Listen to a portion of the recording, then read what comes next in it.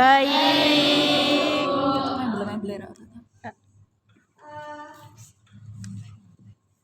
Ibu presensi dulu ya. Oke, pada pertemuan kali ini Ibu akan membahas tentang materi penyebab informasi yang valid. Sebelumnya, apakah ada yang tahu apa itu informasi yang valid?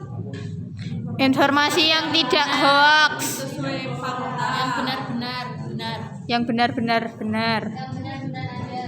Jadi, mari kita mengulas tentang informasi. Informasi ini adalah data atau kumpulan fakta yang diorganisasi atau diproses hingga memiliki makna atau nilai dari penelitiannya.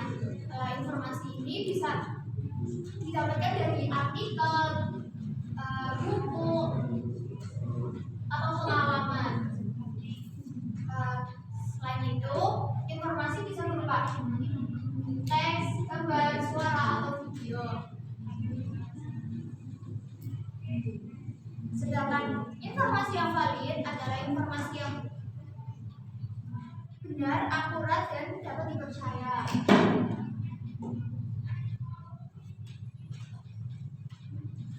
Kemudian kita masuk pada ciri-ciri informasi yang valid. Yang pertama adalah kebenaran fakta. Ada yang tahu apa itu kebenaran fakta? Tidak hoax. Ya, kebenaran fakta ini artinya informasi yang disampaikan itu sesuai dengan faktanya, sesuai dengan keasliannya. Yang kedua, keasalan sumber. Ada yang tahu arti dari keasalan sumber itu apa? Angkat tangan. Tidak. Tidak tahu. Keasalan sumber ini sumber yang diperoleh Angel banget sih mundur.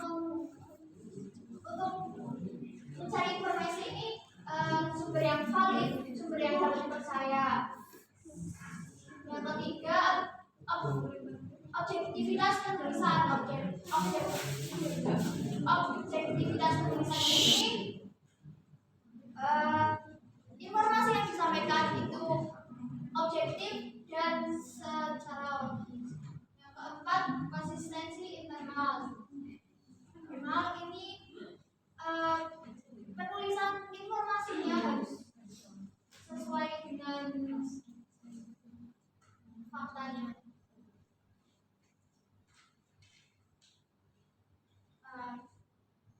Selanjutnya, membedakan informasi yang valid dan tidak valid. Informasi yang valid dan tidak valid ini bisa dibedakan dari yang pertama identifikasi sumber. Identifikasi sumbernya itu harus jelas, harus terpercaya. Selanjutnya, periksa fakta. Kita bisa tahu fakta yang sebenarnya itu bisa dengan mempertimbangkan narasumber yang satu dengan sumber yang lainnya. Ketiga, pertimbangan logika.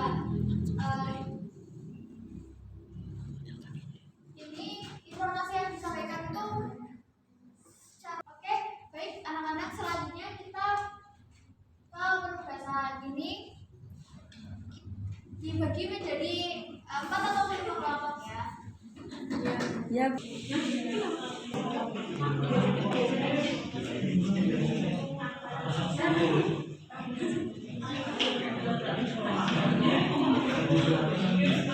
Baik anak-anak, kita mulai membentuk kelompok ya. Satu kelompoknya itu 5 orang. Ini ada contoh dari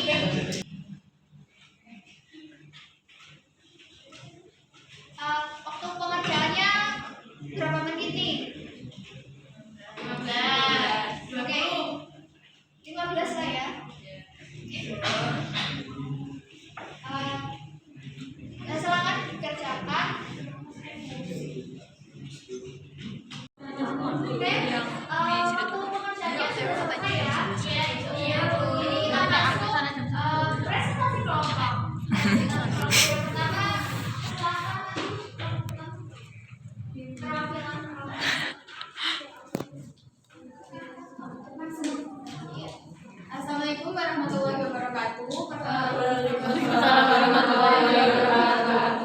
Perkenalkan, nama saya Ernawati dari perwakilan kelompok 1 akan mempresentasikan hasil diskusi kami mengenai pertanyaan yang ada pada lembar kecil kami.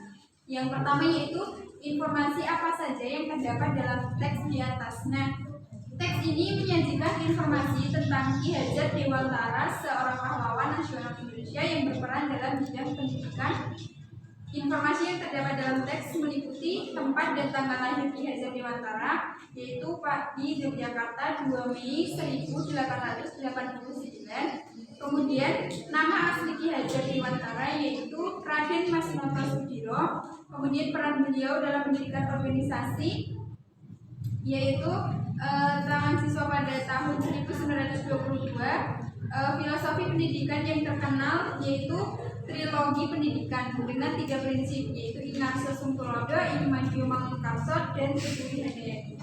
Tanggal meninggal beliau yaitu pada tanggal 28 April 1959 di Yogyakarta.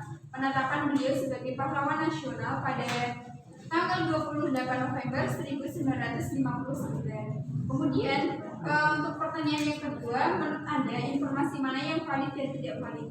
Berikan alasannya. Nah, informasi dalam teks ini dapat dikatakan valid karena beberapa alasan. Nah, informasi tentang yang pertama yaitu informasi tentang tempat dan tanggal lahir, pendirian taman siswa, filosofi pendidikan, teknologi pendidikan, serta tanggal meninggal dan pengamatan beliau sebagai pahlawan nasional dapat ditemukan di banyak sumber sejarah dan ensiklopedia yang membahas tokoh Ki Hajar Dewantara. Kemudian filosofi trilogi pendidikan beliau sudah dikenal luas sebagai dasar pendidikan di Indonesia, dan kutipan ini sering muncul dalam literatur pendidikan. Kemudian jika ada informasi tambahan dari sumber lain, itu hanya akan memperkaya informasi yang tidak mengurangi kevalidan yang sudah ada dalam teks. Mungkin ada pertanyaan dari teman-teman? Ya, teman-teman silakan beri pertanyaan atau tanggapan untuk kelompok 1. Tidak ada.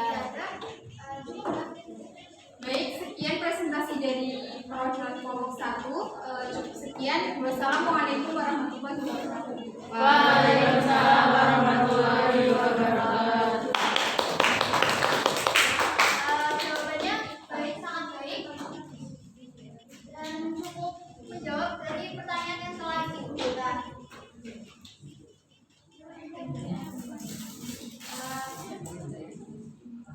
Cukup sekian pertemuan pada pagi hari ini. Kita tutup dengan hamdalah. Sekian dari Ibu. Wassalamualaikum warahmatullahi wabarakatuh. Waalaikumsalam warahmatullahi wabarakatuh. Terima kasih.